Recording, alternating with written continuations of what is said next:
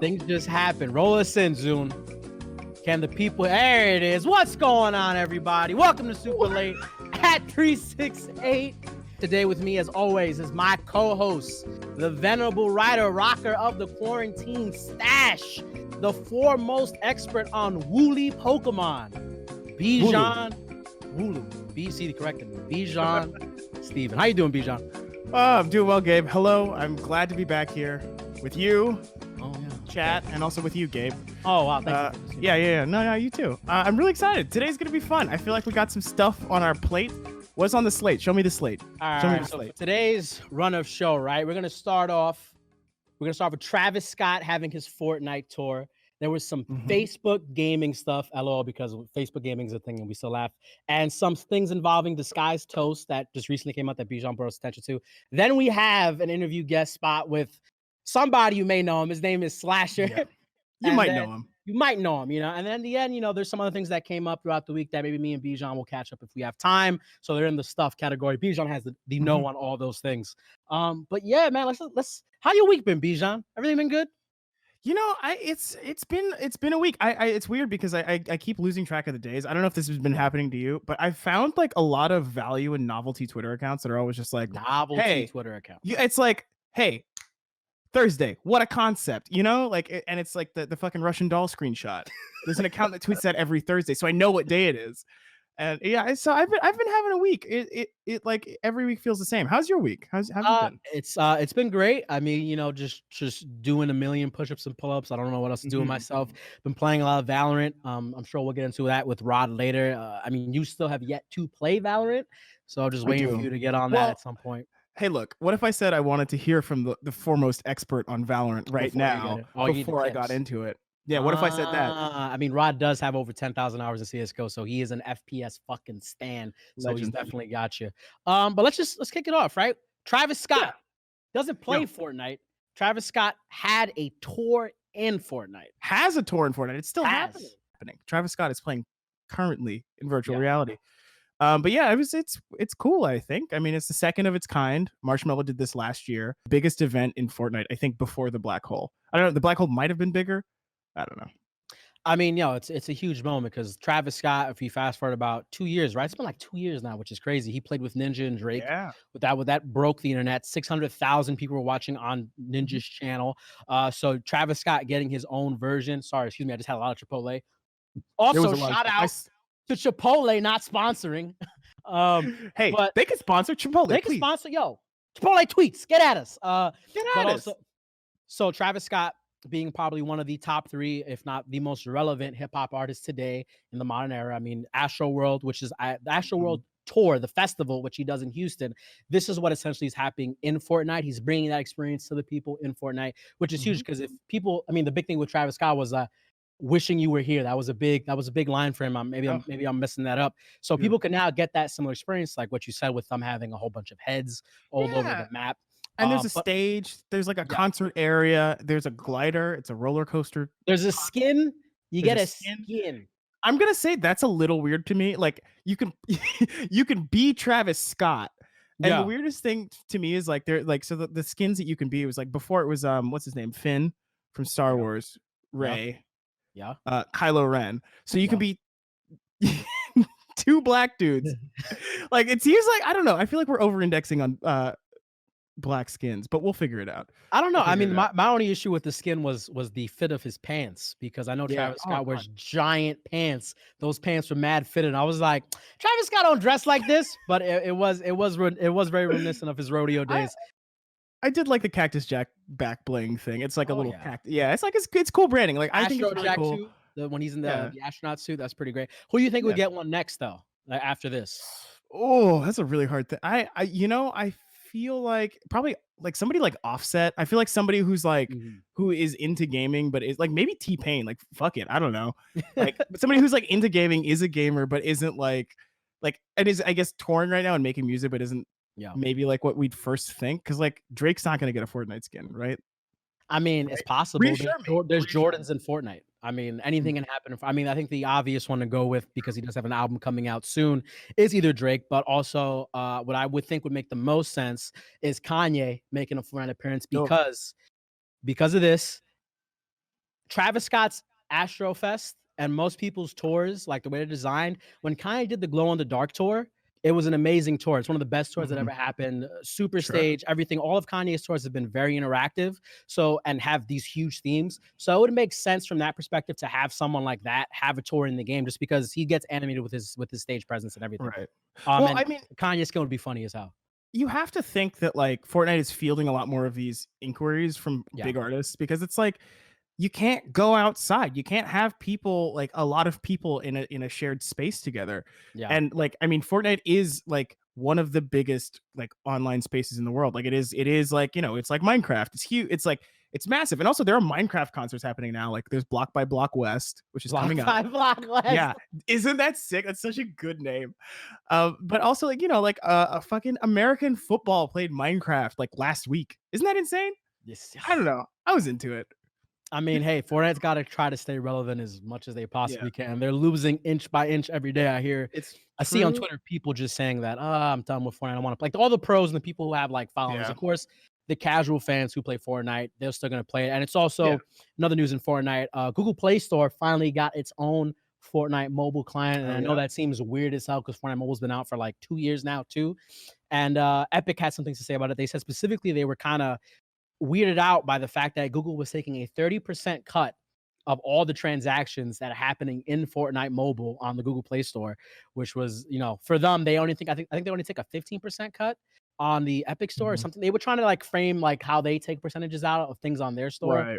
But I'm just like, Epic, I mean, dude, you're making like $1 billion like off these skins anyway. Like I think, but like that those percentage points matter when it's that much money. So I mean, I get it.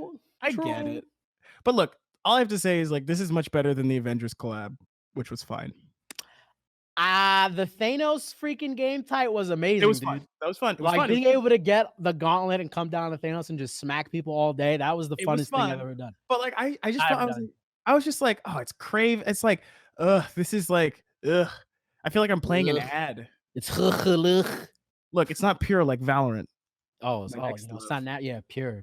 Also, Facebook gaming somehow wait. Before we do that, if you want to watch Travis Scott, it's not only tonight that he's playing. It's tomorrow, 10 a.m. Eastern, Saturday. So the day after tomorrow. It's hard to tell, I know. Midnight Eastern, 11 a.m. and then 6 p.m. on Saturday. So it's like early ass shows, bro. You have like a little bit of time to sort of, you know. 10 a.m. Eastern Standard Time for Travis Scott. Travis don't even show up on time to his actual shows. What is this 10 a.m. stuff? I'm sure it's pre-recorded, but we don't know. We don't know. I'm thinking he's actually like at his house right now with a microphone set up doing a tour. Of course, my dumb ass wouldn't see that. Yeah, they probably just pre-made this. Yeah, some Childish Gambino shit. Anyway, yeah, let's continue on. Facebook gaming somehow still being number 3 in the streaming platform wars. I mean, look, Facebook has a huge audience. Don't even act like it's surprising. Is it huge? Is it? What's more surprising is Twitch is still number 1. Because like YouTube and Facebook are massive. It's like, it's just because Twitch is the easiest to view on. It's like YouTube, you have to go to YouTube Gaming, you have to click on a tab to see the stuff. Facebook, you have to go to facebook.gg. Twitch, you just go twitch.tv and you already know what you're getting into. You don't have to look for stuff, which is, I mean, yeah, granted, that kind of goes against like some of the younger creators, like them creating content because there's no built-in like search algorithms or stuff like that you can use to find people. Sure. But like part of that makes it just so appealing to just go on Twitch because you just go on and find a show immediately. You know? Yes, but I also will say the recommendation algorithm got a whole lot better very recently because they had a whole team sort of working on that. But I also I think the larger point is that Twitch has its own specific culture and it has defined live streaming, which is why those other two networks are trailing, because it's like, you know, what's a YouTube live stream? It's hard to tell. Courage JD is like the guy who's like making YouTube live streams happen. Disguised Toast and Valkyrie, shouts to her. Who is streaming right now also. Hey, counter streaming. All right, back to what we were talking about. Facebook gaming. They acquire, so they only have like 3 big partners you could know of. Corona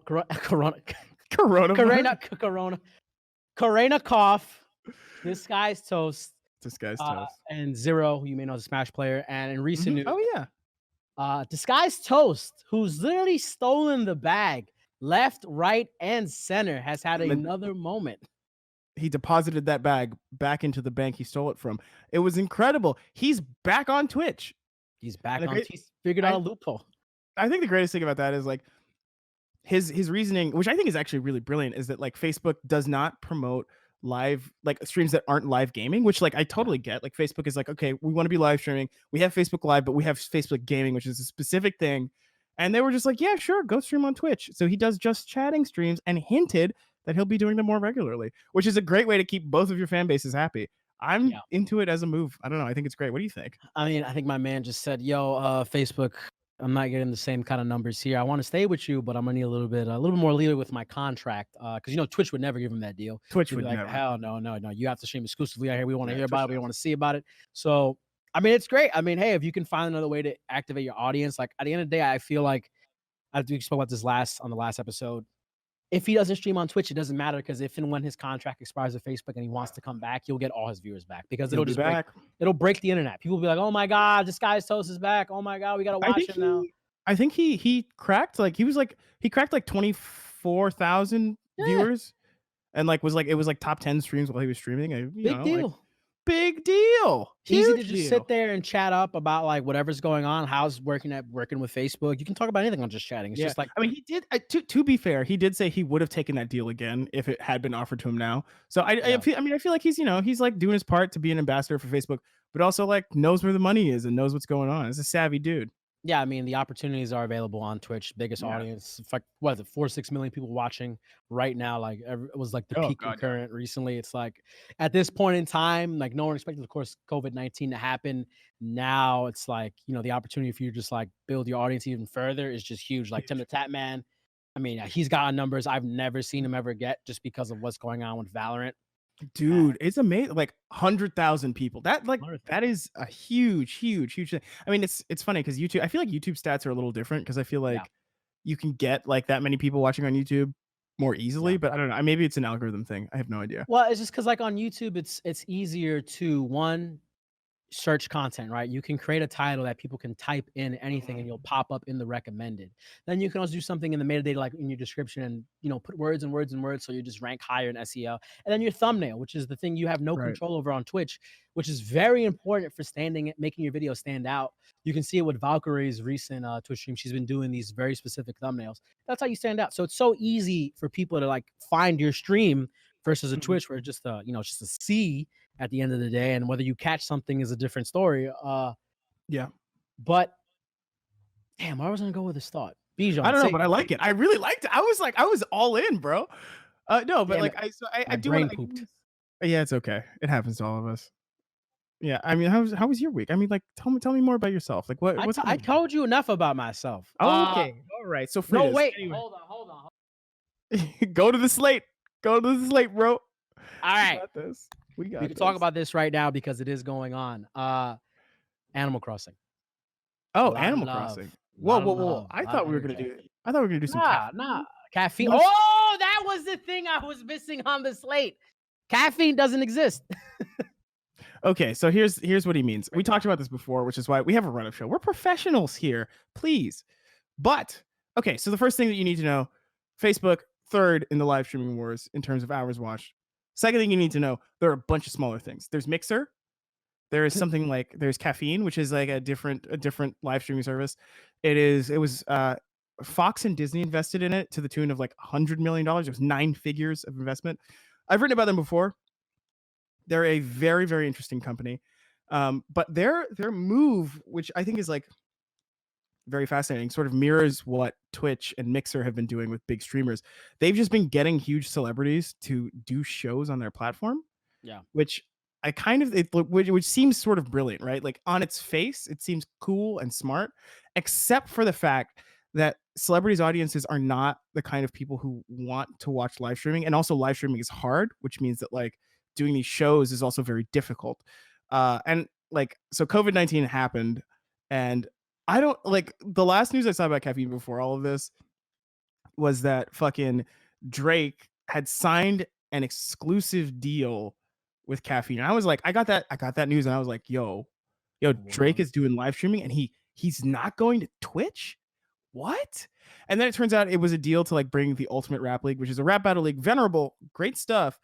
to Caffeine, which like is like, okay, Drake is doing rap battles now. There's actually a really great clip from, I think it's like 2015, when he goes to one of these events and is challenged to a rap battle and then declines. It is like one of the greatest.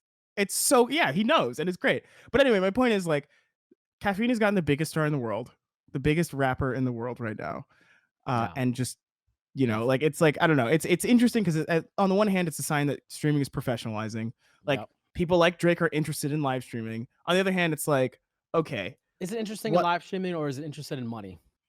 Well, it could be both, but like live streaming has grown up is what it means. But on the other hand, it's like there are other better places to live stream, which I think is like the lesson here.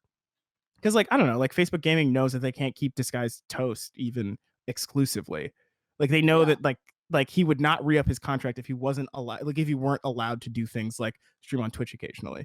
So I don't know. I think what we'll see, like the where I wanted to go with this is like, I think what we'll see in the future is we'll see these contracts either getting really like more like really like much more much harder, or much more flexible. Because I think honestly, like if you're a creator and you want to go to Facebook, or like Facebook approaches you with an offer and you see Disguised Toast being able to stream on Twitch still and still like do both things, like I think that's a much more appealing deal than going to something like YouTube where you're just locked in, right? Yeah. Like you're never actually, like when these people talk, when they do the conversions, right? So you have like a Shroud, for example, who 50,000 concurrents, whatever, blah blah blah. Signs contract, goes to Mixer. Now he gets maybe 5 to 8,000. Same thing with Ninja. It's like you don't really convert that many people from Twitch to go over. Like they're not gonna do it. Like they're just not. Like you can ask people, maybe like 10% of the actual concurrents they have on that platform are actually from Twitch, and the rest of just people are like, oh my god, Ninja's on fucking Mixer. Let me watch Ninja. I just can't imagine who's not jealous of Disguised Toast right now. You know what I mean? Like, yeah. Like everybody must be, yeah. It comes down to the money, right? Because Microsoft is gonna lock you in just as much as Twitch, and it's like, hey, because they're using Ninja and Shroud in advertising, right? Like, I mean, I can tell you for certain that they are locking these people in. These are exclusive contracts, and so Caffeine may have been a pioneer locking people like Drake into non-exclusive contracts. I mean, it's a smart way to keep your client happy, and it's also the opportunity here is that if you do stream on, like for example, Twitch, where you have your audience, you can probably convert some of those people to go over to Facebook Gaming. It's a savvy move for Facebook. If you're in third place, it's very smart. I think if you're Twitch, it's a different calculation because you don't want your people leaving. But that said, Disguised Toast does not have his partner checkmark. He's an affiliate. He's back in the regular pool, but he's still pulling wild numbers, which you know what, good for him. But also, speaking of bad Twitch streamers, I think it's time, Gabe. Gabe, I think it's time. I'm not even gonna name her. Is it in the slate? Is it on the slate? I didn't write it down. What's her name? What's her name? Tell me your name, Bijan. It is Invader V. And Zune, play this clip. Roll that clip. It doesn't really matter how much money you make or how much money you have. That's really the thing, because I'm not asking you for a large financial contribution. If it costs $20 to sub, $20 is quite a bit of money. $20 is, you can get a full meal for $20. And the difference of $20 and eating a meal is in that $20. Like, that's where it is. But a sub is $5. At maximum, in whatever your currency is, it's maybe $10. And it doesn't matter how broke you are. If you have time to watch Twitch, you have $10, truly. If you don't have $10, you probably don't have time to watch Twitch because you should be working. You should be trying to earn money. It's not a ton. It's not like a ton of money. So being like, I'm broke, I can't afford to sub, that doesn't really track. What you mean to say is, I'm so irresponsible with my money, I can't support the entertainment that I enjoy. That's what that means. That's what that. It doesn't really. Stop the clip. Stop it. Oh, I was get her off. Get her off. I was doing a face that whole time, and I was like trying to blink "help me" in Morse code with my my eyelashes. All right, didn't work. Invader V, Invader whatever, Invader bad fucking opinions. All right, listen, I can understand from one point, like if you're addressing your regulars, I guess you could somehow make a conversation point like, hey, if you watch this every day, I don't think that's true because your regulars. I know. I'm just doing the devil's advocate for a second because we're still gonna fucking flame her. You could probably make that argument, but in reality, saying that it's not a ton of money to give me $10, it's not. It doesn't really track. How does that, like, people who watch Twitch, this is a free form of medium and content they can consume, right, Bijan? It doesn't cost them $5 to get HBO. It doesn't cost them $5 to get Country or whatever. These people tune in at the end of their workday. Maybe they're having it in the background at their workplace. They're not necessarily being actively watching. A lot of people watch in the background, right? For you to say that you don't have money and essentially begging for donations when you're sitting around like fucking $100+ in plushies, get the fuck out of here. In plushies, you're talking about money. You saying you don't have good responsibilities, good habits, etc. You bought $100+ in plushies. Your pillow that's covering your fucking ass is like, I'm not even gonna go ahead, Bijan. I'm done. Yo, you said it way better than I could. I was gonna be like, yeah, she just doesn't know what work means. Like that's just like I couldn't even relate to the clip because I was like, this is a person who fundamentally I you know what? I generally think people can be saved. You know, I think that people are good at heart generally, sometimes, most of the time, some people. And this is just one of those things where I'm like, I can't even like consider you a human being if you say shit like this. It's like you've like clearly never tried to like think about somebody else's life and think about what they might be going through or what their struggles might actually be or why they might be using the free service that you broadcast on for free. Yeah. And it's like, what? Come on. Like, we're better than this, right? We're not, but like, or at least she's not. What am I saying? But it's one of those things that like is actually, frankly, like right now is like more disgusting to me than ever because like, holy shit, man. Fucking 26 million people submitted unemployment claims in the US in the last like 3 weeks. That is fucking like a sixth of our country's workforce. That means like $10 matters more than ever. And it's so fucked that you like, if you're so insulated that you can't see that, like that is just disgusting to me. It's like you haven't even tried to engage with the people around you, the people who are your fucking viewers who are paying you. And it's just like you're just in another fucking planet. You're on another planet where like nothing matters. And like, you know what? If you can stay there, good for you, but fuck off. I mean, when you get to sit on your fat ass fucking pillow, that's huge as hell. It looks like a goddamn cloud and making these opinions and assumptions. Gabe, I'm turning red. We got whatever. We do have a clip that was made of a parody that Zune has queued up for you guys to see. It was made by here we go. Let's check it out. I forget his name, but it's funny as hell. Oh, that guy. Yeah. I think I saw this. Did I see this? I don't know. His name is Pacquion. Hey, there she is. Tachyon. Yeah, the particle.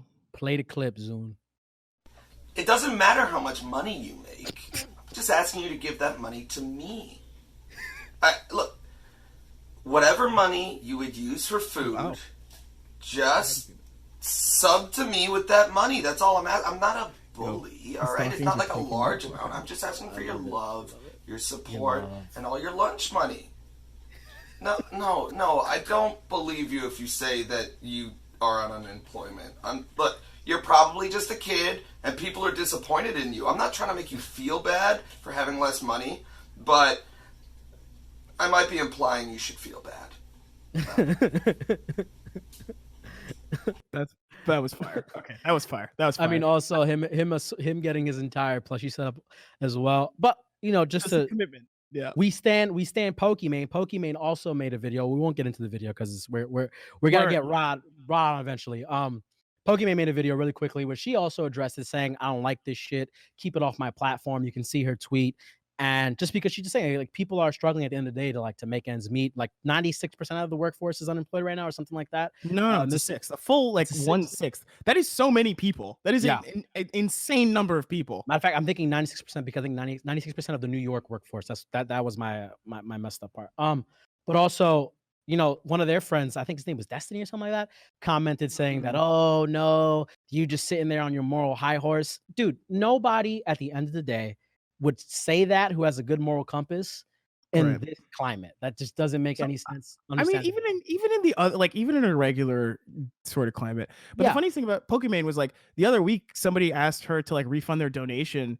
Cause I think we talked about this, but she was just like, they were like, hey, like I need that $6 back. I just got laid off. And she was like, I hope you're joking, but like, yeah, if you just submit like a PayPal claim and I'll do it. I'll work on it if I can get it. Yeah. Yeah. Which is the totally opposite sort of thing. I don't know. Yeah. We do stand Pokimane at Super Late at 368. We stand. But coming up, we have a man with good, sometimes even bad opinions. I like him. A lot of people don't, but he's great. He's more a legend than a myth, I would say. Yeah, you know what I mean? He very rarely makes video appearances. We got Rod, Breslau, Slasher coming up next. Himself. We're gonna throw it to a break though. Yeah, so we can like do all the fiddly stuff. We gotta make sure he works. You know, his camera's not freezing. Catch y'all later in a second. Stay tuned. Number one esports consultant, who's also wearing a pretty grailed death t-shirt, fan of metal, New York City's own Rod Breslau.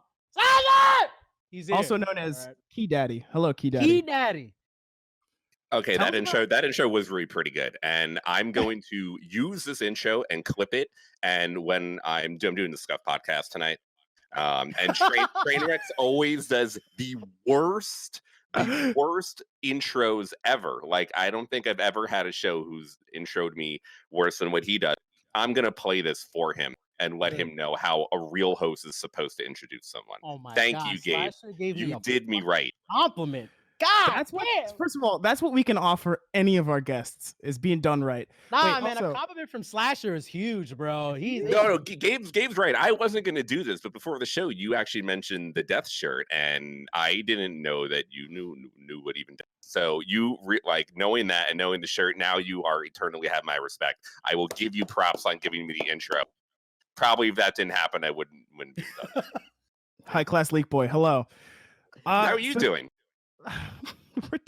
We're doing fine in the face of some challenges here in our respective studios. But well, we're all New Yorkers. Oh, yes, But you know how the pipes here are. It fucking sucks. The internet doesn't work. Are you on Spectrum? Unfortunately. Are you Spectrum 2, Gabe? Nah, I got that Fios. You are good. We are screwed. You actually just made a pretty great tweet right now, Rod. It was because we're going to talk about Valorant, of course, which is the thing on everybody's tongue. Mm-hmm. Valorant may have the current online hype, but Fortnite still retains the cultural mainstream moment, i.e., Travis Scott. Can you go into detail about that? How do you feel? I mean, the Travis Scott concert just finished, and it actually was incredible. Like, you were there.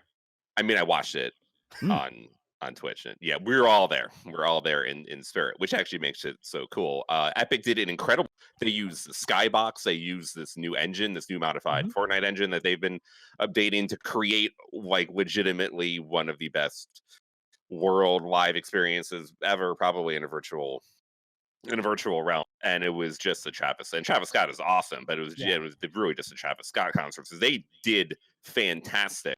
And so I mean, Fortnite is always it has been the mainstream game. Obviously, it did so much through 2018 and 2019 to bring like esports and gaming to where we are now. And although a little bit of the polish has slipped off, people are very upset for good reason at Epic Games and the way that they've actually treated the Fortnite game and why it is having problem. Although all these things have happened, it is still by far the most mainstream game. Maybe Call of Duty is there because it's just been around forever and Activision does a lot, and it also has a lot of mainstream appeal, but Fortnite still does things, and obviously this Travis Scott is a great example that Valorant is not going to be able to do. It's a whole different market. It's a whole different fandom in the way that we think about games, and Fortnite is still on top in terms of creating this unique experience for the mainstream that people that aren't gamers will like and experience.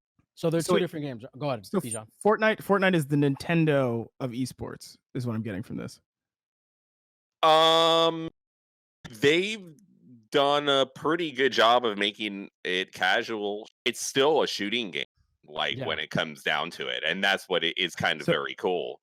So the reason I say that is because I'm actually very interested in Valorant because to me, like a person who hasn't played it and a person who hasn't really played CSGO but has watched some like streams and stuff, is like it seems like Valorant is like a totally different experience. It's much more like closer to a tactical, like hardcore experience. And I'm curious, like where you think they're going with the market, who do you think they're trying to target with the positioning of the game and like its gameplay, and secondly, like what makes it different than other shooters on the market right now? Like what's the secret sauce?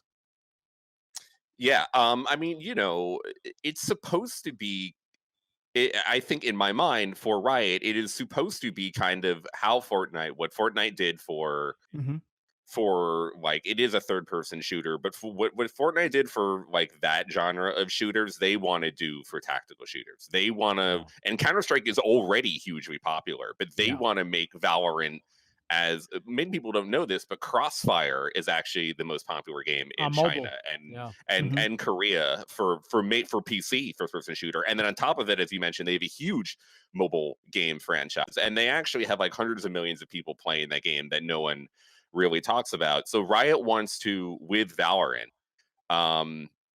there's a reason that it's kind of, I mean, it's their style. They weren't going to make a like a militaristic tactical shooter like Riot Games with a fantastical game like League of Legends and just everything that they do there. That was never going to happen. So that was always going to be the identity of the game. It was always going to have magical abilities, and it was always going to have cooldowns and all this other stuff that you find from MOBA games, or people compare it to Overwatch, but whatever. I don't actually think that's totally CS:GO Overwatch. I mean, yeah, like, but honestly, I think a lot of people overlooked it. If Overwatch never existed, right? Yeah. I still think Valorant would have came out with almost the same game. Because they are still Riot Games, a lot of their inspiration is coming from League and from MOBA.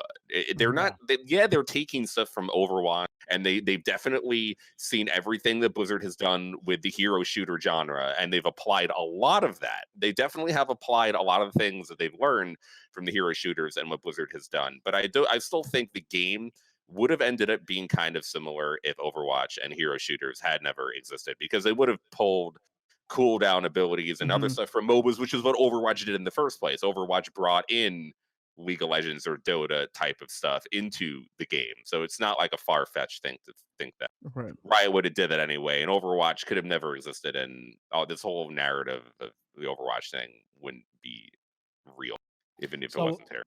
So with Valorant, right, you have over 10,000 plus hours in CS:GO. You are a man of culture. And over about, I'm going to say 7,500 hours in Overwatch. Okay. Pretty close. Who do you think this shooter is for? Because you have people who have different opinions. People like CS may necessarily like Valorant. People like Overwatch may like Valorant. Where's the sit in between? Who's this for? It definitely is for basically and for people that have never played CS before as well. I think that is the third one, the third most popular. You have CS players who, I mean, like the divide between, look, the game that it is compared most to and that it is most alike is 100% Counter-Strike. There is no other game. It is not more like Overwatch with Counter-Strike stuff. It is not like taking stuff from Call of Duty or PUBG or Apex or any of these other things. It is literally Counter-Strike with ability. So if the game that is going to be taking the most amount of players from would be CS. Now, the problem and the benefit for them is two things. First, the problem is that CS is such an old game and has such a community, a diehard community that has been with this game for over 20 years now. And the longer that a game has been out and the longer that a community has been cemented, good examples are Quake, Counter-Strike, Street Fighter, Tekken, and Melee. They're more protective of what they've built, especially because it's been around for such a long time. They've tried to preserve the identity of the movement and how it's unique, and to make it special and make it individual, because not all games are the same and not all communities are the same, even though esports has definitely commercialized a lot of stuff and a lot of things feel a lot of the same a lot of the time. It's not supposed to be. There are a lot of to have this unique identities. So Counter-Strike is going to have a lot of diehard fans. It's like, no, fuck Valorant. I'm not sure if I can curse on the show. I'm just assuming. Yeah, you can. Of course. Please curse as much as you want. It's a Scuff podcast, right? Just go ahead. Of course. Fuck Valorant. I'm never playing that baby fucking game for kids bullshit in my life. I'm a real fucking man. I play Counter-Strike. Really? That's you? Or are you talking to somebody else? No, I'm saying this is a good portion of the community. A large portion of the already Counter-Strike player base, which is now continuing to peak. It's at one point, it just hit a new peak of 1.3 million concurrent players. A large portion of them are going to be like, I'm never playing this kid baby shit. Fuck Valorant forever. I played the most elite game. Valorant is easier. And there are a lot of aspects of Valorant that make it easier, even though I think there are ways to make it. Is Valorant easier? Yeah, I think so. In some ways. In some ways, yes, especially shooting. Valorant makes the it basic. easier for casuals to play. Like if you go into CS right now, you've never played CS, you're getting fucking smacked the entire time. There's no fun to have. No, and that is just purely based on the shooting mechanics of the abilities make it kind of harder. It actually the abilities are the thing that makes it harder and more complex. But if you're like a casual person, because the game is still closest to Counter-Strike, and one of the major concerns for a lot of people, including myself, is the impact of the abilities over the gunplay. A lot of the reason that we are playing the game, and a lot of the reason that Overwatch has a lot of complaints for the game, is that the abilities took over all of the gun type of things It's a within bag the of game. Skittles, bro. Right. Yeah, You open up, Overwatch, it's like spread everywhere. yeah, Overwatch. I mean, Overwatch was never intended just to be a first-person shooter, but it still is in first-person shooter mode, and a lot of people played it to be a first-person shooter. So when all the other shields and stun and bubbles and and crowd control like make playing Overwatch such a like an insanely horrific experience at And to times. watch too. As a viewer, it's like if you it's don't play hard to Overwatch, follow. you don't know what the hell is going on. You got this person flying through air. This guy's got a big shield. You got some fat person running around shooting and pulling guys in. I don't know Scorpion was in the game. It's a ridiculous game. It's hard to follow, and that's why it's kind of dead. Don't you think so, Rod? It's definitely hurt the player base. Like a lot of the first-person shooter players that came over from like Team Fortress 2 or came over from other games and wanted to play Overwatch got really turned off by not being able to aim or shoot anything. Like it didn't matter how many you could get 20 headshots in a row, but they would get healed to full, or they'd have a bubble, or they'd get res, or whatever would happen, and it wouldn't matter or anything. So people are concerned about for this game. But even saying that, if you're a really good aimer, you can still go into a Valorant game right now and get 40, 50 kills pretty All much. aim, no game. brain. Yeah, all the Counter-Strike pros that are just playing Valorant, you can be garbage at the abilities and still go in and randomly just destroy everyone. So because of that, it is very difficult for random people, if you do not have aim, to play this game. It is going to be a rough experience. It is going to be easier. So the aiming is harder in Counter-Strike. So they made the aim the number one thing that you do in the game, which is shooting people. They've made that aspect easier, which is good because it's going to allow people to like have an easier time. But it is definitely harder in Counter-Strike to hit people. So I do have a question, which is like, what do you think is going to happen when this game gets out of beta and like everyone can play it? Like, how do you think things are going to change? Because right now it seems like it's existing in this like really beautiful, hyper specific, like everyone who's playing the game right now and streaming the game are people who like the game and are like would do it anyway, and like they're like sort of the ideal customer. Like, what do you think it's gonna like? What's gonna happen? Whenever it hits the open market. I mean, I'm coming at this as much as a player of the game as I am like an industry, insider or person that looks at the industry. And I mainly come at it as a player. But what do you? I guess I'm thinking like, Eternal September, where it's like a bunch of people log on, they don't know the culture, and it like things just break and they suck. Like, I'm just curious, like, what do you think is going to happen in terms of like a bunch of people who've never like played Counter-Strike start playing Valorant? What happens? Nothing. Honestly, I actually don't think any of that matters as long as because developers have matchmaking and skill levels and ranks and all that other stuff. Is if you're bad, you play with other bad people, and the way that developers have created the algorithms and the system has actually been pretty good now. Like if you bronze or whatever, or plat in Overwatch, or bronze in League or whatever, you will have an okay time because you're playing against other people from your skill. That is not really an issue that I think is going to be a problem. The much, much, much, much bigger concern for me is someone who played Overwatch closed beta from day one, loved the game, loved Overwatch in closed beta, and watched it over time because of the game itself and the gameplay get worse. For me, my experience of the gameplay getting worse was, I think, as we can see now, pretty reasonably expressed for everybody. And that has caused all of the other issues for Overwatch. The gameplay getting worse is what causes all of the other problems. I mean, there are a few things. Developers not communicating causes problems, and the gameplay getting worse are usually the two main things. It's usually not like some other communal aspect of like new people coming in and that causing, of course, that can do things.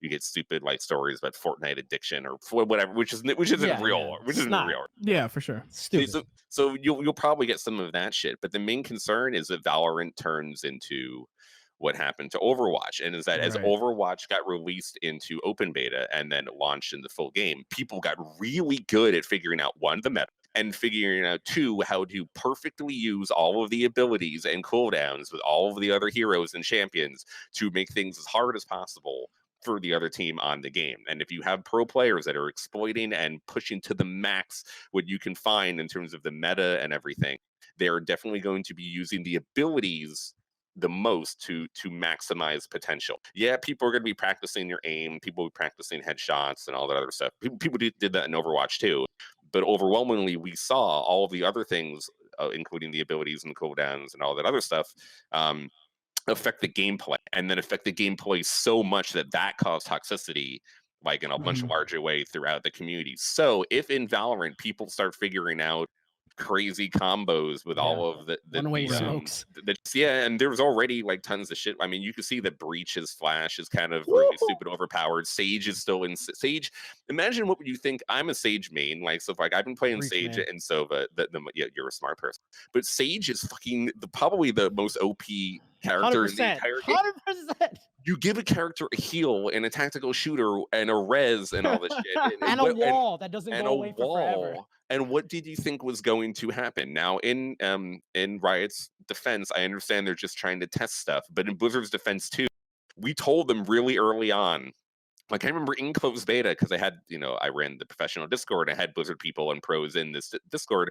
We would just yell at Blizzard like all fucking day in the closed beta for problems of 2 CP for assault, and for things like back then they had no hero limit. We had to pressure Blizzard to put 1 hero limit, which made the game like a million times better, because they were like, I don't want to do this. We intended the game to be multiple. Look, no, you fucking idiot. Obviously, it took 3 weeks to figure out that we would just make the game a living nightmare if you keep it the way it is. And Valorant, there is potential. It's already been a few weeks, and we're almost like almost a full month in now, and people are kind of figuring shit out. Give this another few months, and metas will be formed. Then people will maximize all the smokes that you can't push until 20 seconds left, and they'll ult you, and people will figure out how to get all the ult points on the maps, and the best way to rotate ults so that you'll get ults every 2 or 3 rounds instead of every 4 or 5 or 6 rounds, which is what the intention is. And people are going to break the shit out of this game. And if Riot does not help push the game in a good direction, is subjective, obviously, but I do not think Jeff Kaplan did the right thing, so to speak, for how they handled Overwatch. And if Riot does not handle I don't think Epic has handled Fortnite as well. If Riot fucks this up like every other developer scene, people are gonna get pretty upset. I think Riot has a good track record keeping their audience happy. I think they're very smart with developing things, as long as they don't introduce, like as Arpanine said, 10,000 new agents in year 1 and go really slow with their new champs. I think what I think would be good is they've given specific ability points to ults. Like maybe Sage's res should be worth more. It shouldn't be as accessible as a Breach's ult, right? Like adding those differences between the champs would probably make a better experience where things wouldn't be as OP. But by the way, who do you if you had to break down your top 5? A matter of fact, no. If you had to get, say, because once you get in the game, you have to unlock contracts to get agents. Who would you get first as a new player? I think Breach is out, right? Yeah. As a new player, or are you just trying to play? I mean, the best. Tell me, when I boot up Valorant, who should I try and get first? You should be playing Sage. Yeah. Okay. Yeah. Every new player should be playing Sage. You have a self heal. There's no other character that can do. And it forces you to be a team player. Yes. Ooh, you play a support character. It forces you to be a team player, and you can heal yourself after you miss all your shots and lose every gunfight. And also, you could hold your perfect example, Bijan. If you came in with Sage on Dust 3, and you went there, and someone was pushing you on B side or A side, you could easily close off that site with your wall and give your teammates a good time to rotate if there was a full push. So it's more accessible, and you bring more value to your team as a whole if you play as a Sage. Interesting. Well, I'm gonna play this game this weekend, and hopefully things go well. And I'm like, oh hey, I'm in the beta too. You're not gonna carry Slasher? Things are not going to go well for you. I'm just giving you the straight up answer. You are going to get shit on if you have not played not only Counter-Strike, but if you've not played first person shooters like extensively. The only good news for you is that the matchmaking is kind of like random whatever in the air. So there are other shitters like you who will populate your game. So you playing the other shitters may make it more even, but you could run into people like me who are just going to kill you literally every single round, and you might end up like 2 and 23 at the end of the game. And honestly, I hate your that seems fine. That seems fine. Look, you say it's a learning process, right? We'll see how long that lasts. Yeah, I mean, I hope so. This game being a hardcore game is a good. It is a good thing. I'll keep you both posted on how this goes. I got one more question. You need to carry. You need to carry. I definitely need to carry. You probably hit up Jim Basco. He's pretty good at the game, Bijan. So right now, CSGO had its big issue with the source code getting leaked, and now people's accounts can be compromised, etc. Valorant's looking in a really good position with where it's at right now. Do you think that Valorant, over the course of, let's say, 3 years, could take CSGO's spot? Because Valve is very slow with like updates for their game. True. Okay, wait. Let's just kind of clarify a second. Let's bring back it's like we have a memory of like 24 hours. One, Valve did come out, and obviously I'm not going to just believe everything that all developers say, and I'll get to that point, the second point in a moment. So when Valve said that the source code getting leaked for Team Fortress and Counter-Strike, it was not going to affect anyone on the current version of the game, and it will not affect any matchmaking services. People do not have to uninstall. People should not be concerned about being compromised. I actually like to take Valve's word on it on this type of stuff. Of everything, Valve is good at technology and making sure shit is not all fucked up. So I actually would take them serious. I wouldn't be totally concerned for any of the Counter-Strike or Team Fortress leaks. And it was only 3 days ago when the entire fucking internet went insane over Riot's anti-cheat system being basically malware installed on your computer that is always running. And that is actually probably a much bigger issue. And that is still going to be a major issue. People do not want to play Valorant because the anti-cheat is always running on your computer. And Riot basically has more intense access than any other developer. I did do some research after I tweeted all that, and I talked to some people about Epic. They own Easy Anti-Cheat, and they own 2 anti-cheats. And then like Blizzard has Warden, and this seems to be the most intrusive one. And there's already fuck tons of cheaters. So anything that you've ran into cheaters? I personally run into cheaters. I've seen tons of videos running into cheaters. I have pros telling me all the time they're running into cheaters. So the effect of them is stopping the cheaters, not doing great so far. Gotta say, it's only 3 weeks old, and they have this huge, insane story about the anti-cheat. So let's just not give them the pass. Now, but your original question, will it be beating Valorant? I think the most important thing.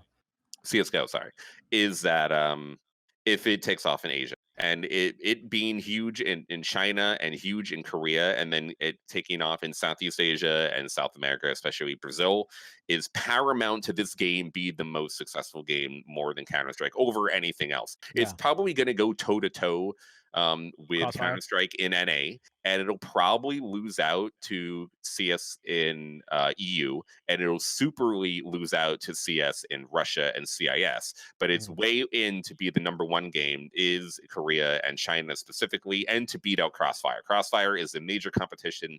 As much as Counter-Strike is competition, Crossfire is a serious competition. So if they make a huge breakthrough in Korea and China, which is very plausible considering it is Riot and it is Tencent, they're going to push the shit out of this fucking game in Valorant Mobile. I mean, there's already been some stuff data mined for Valve, to seem that is actually Slasher with the fucking leaks always. Let's go. We got a leak on our show, bro. So that is very likely. I do see Valorant becoming bigger than CS worldwide. Yes, internationally, I do think Valorant will be the biggest first-person shooter. Bigger than League of Legends, lastly? No chance in hell. All right. That's a hell of a note to end on. Rod, thank you so much for coming. Guys, you can find Rod on Twitter @Slasher. If you didn't know, he's the only one. He's got a fat ass check. You can find him anytime. Big check. Yeah. Thank you so much, Rod. Thank you. Cool. All right. That's it for the show, Bijan. You want to wait. I got one thing. We didn't forget you guys, Animal Crossing players. I know we talked a lot about Valorant, but the new update is sick. Watch out for the art forgeries. And if you didn't get an Animal Crossing Switch, you can buy Animal Crossing skins for your Switch and your Joy-Cons. Or hold on. Oh, he's gone. Wait. We got some shit. Just to build hype. This isn't happening now, but it's happening in the future. Get ready for some hype shit. Nintendo Switch Animal Crossing giveaway coming soon on Super Late at 368 when we come out of open beta. We still got one, baby. Anyway, thank you all so much for watching. One more thing, Bijan, real quick. Okay. Also, just because this is something that we did, you can also get access to the 368 Animal Crossing wardrobe collection online. If you go to our Twitter, our friend Crotix, they made our entire suite of clothes. So if you go to our Twitter, you can find the post for it. All the codes are there, so you can rock 368 stuff. Honestly, it's pretty hype. All right, I have go ahead. I love it. Oh, is it my time? Is it my turn? Go ahead. I'm done. Okay. Thank you guys so much for watching. Again, it's me, your host, Bijan Steven, and my inimitable co-host, the thickest man alive, Gabe Olivero. You can find him online and me online at the places listed in our bios. There you go. Good night. All right. See you next Thursday, 7 p.m. See you next Thursday, 7 p.m. Thank